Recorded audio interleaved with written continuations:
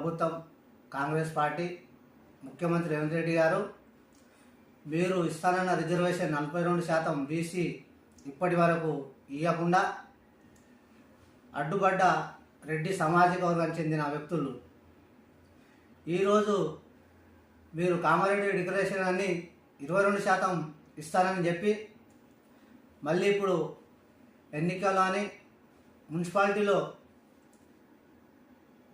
ఫిబ్రవరి 11 notification release చేయటం ఇంతవరకు correct. అయ్యా ముఖ్యమంత్రి రేవంత్ రెడ్డి గారు, మీకు చిత్తశుద్ధి ఉంటే, బీసీల మీద ప్రేమ ఉంటే మేము అడుగుతున్నామేంది బీసీ రిజర్వేషన్ 42% మీరా బాబు అని అడుగుతున్నాం. మీ వాటా మీకు ఉంది కదా, మీ దాంట్లో మేము అడుగుతలేం కదా. మాకు కావాల్సిన మా వాటా ఇవ్వండి. మా బీసీ జనాభా 60% ఉన్న బీసీ జనాభా దాని ప్రకారంగా రిజర్వేషన్ ఇవ్వాలని కోరుతున్నాం. మేము కాంగ్రెస్ పార్టీలో ఉన్న ఎమ్మెల్యేలు ఎంపీలు కావచ్చు, బీజేపీ పార్టీలో ఉన్న ఎంపీలు ఎమ్మెల్యేలు కావచ్చు, మీకు అందరికీ ఒకటే రిక్వెస్ట్ చేస్తున్నాం. బీసీల తరఫున మీరు 42% రిజర్వేషన్ బీసీలకు ఇవ్వకపోతే ఎలక్షన్లు బాయ్కాట్ చేయాలి. ఎలక్షన్ కమిషన్ కూడా ఒకటే రిక్వెస్ట్ చేస్తున్నాం. మేము సార్ మాకు ఇస్తానన్న 42% రిజర్వేషన్ ఇచ్చిన తర్వాత మీరు ఎలక్షన్ కోడ్ డిక్లేర్ చేసుకోండి, నోటిఫికేషన్ ఇవ్వండి.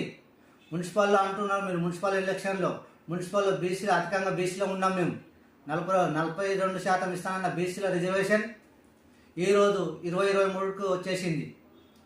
బీసీ ఎస్సీ ఎస్టీలకు ఇస్తానన్న రిజర్వేషన్ ఇప్పటివరకు లేదు. ఓసీలో ఉన్న 1% మంది తెలంగాణ రాష్ట్రాన్ని వెళ్తున్నారు. బీసీలో ఉన్న మేము 60% మంది జనాభా ఇప్పటివరకు వెళ్ళలే. ఇప్పటికైనా బీసీ సోదరులను గుర్తించుకోండి. మీరు ఎక్కడ కూడా మున్సిపాలిటీలు ఉంటాయో అక్కడ ఖచ్చితంగా జనరల్ సీటులో ఒక్క సీటు పైన 10 నోటిఫికేషన్ రిలీజ్ చేయండి, నామినేషన్లు వేయండి. మీరు బీసీలు ఎక్కడైతే నిలబడతారో వాళ్ళకి సపోర్ట్ చేయండి.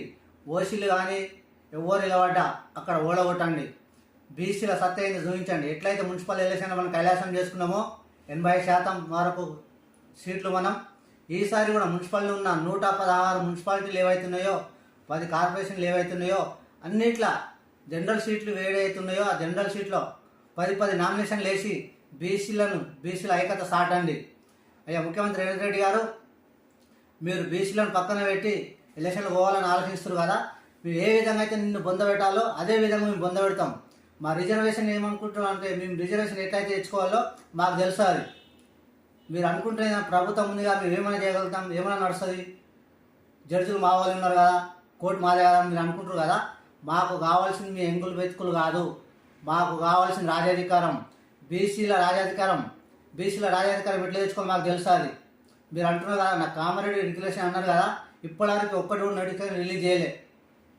బీసీలంతా అంత చిన్న చూపా? అయ్యా పున్నం ప్రభాకర్ గారు, బీసీ మినిస్టర్గా మీరు ఉన్నారు కదా, అదే కాంగ్రెస్ ప్రభుత్వం ముఖ్యమంత్రి గారికి ఎందుకు అడగలేకపోతున్నారు? అయ్యా బట్టి విక్రమార్క గారు, ఉప ముఖ్యమంత్రి ఉన్నారు కదా మీరు, మళ్ళీ ఎస్సీలకు ఎస్టీలకు బీసీలకు అన్యాయం జరుగుతుంది మీకు తెలుస్తలేదా? మీ ప్రభుత్వమే కదా, ముఖ్యమంత్రి గారు అడగలేరా మీరు? అన్యాయం అవుతుంది సార్, బీసీలకు అన్యాయం అవుతుంది, ఇక్కడ ఎస్సీలకు అన్యాయం అవుతుంది, ఎస్టీలకు అన్యాయం అవుతుంది, మైనార్టీలకు అన్యాయం అవుతుంది, న్యాయం చేయాలి సార్ అని మీరు ఎలక్షన్లకు ముందు ఏం చెప్పారు? బీసీ ఎస్సీ మైనార్టీలకు న్యాయం చేస్తాం కాంగ్రెస్ ప్రభుత్వం వచ్చినా కానీ ఒక పథకాలను రిలీజ్ చేసిరా? లేదే. మేము అందుకే అంటాం, బీసీ సోదరులారా, యువకులారా, ఇప్పటికైనా కళ్ళు తెరవండి. మీరు వద్దు నిద్రకన్నా లేచి బీసీల ఐక్యత దాటండి. మనకు ఎక్కడైతే జనరల్ సీట్లు వస్తున్నాయో అక్కడ పోటీలు మీరు నిలబడండి. కౌన్సిలర్గా, వార్డు మెంబర్లుగా కాంగ్రెస్ ప్రభుత్వానికి బొంద పెట్టండి. రానున్న ఎమ్మెల్యే ఎలక్షన్లు కూడా కావచ్చు, లేదా గ్రేటర్ ఎలక్షన్లు కావచ్చు, ఖచ్చితంగా ఓడగొట్టండి.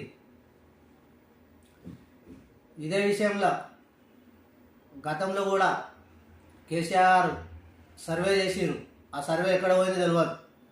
ఇప్పుడు అదే దారిలో ముఖ్యమంత్రి రేవంత్ రెడ్డి గారు అదే దారిలో నడుస్తున్నారు.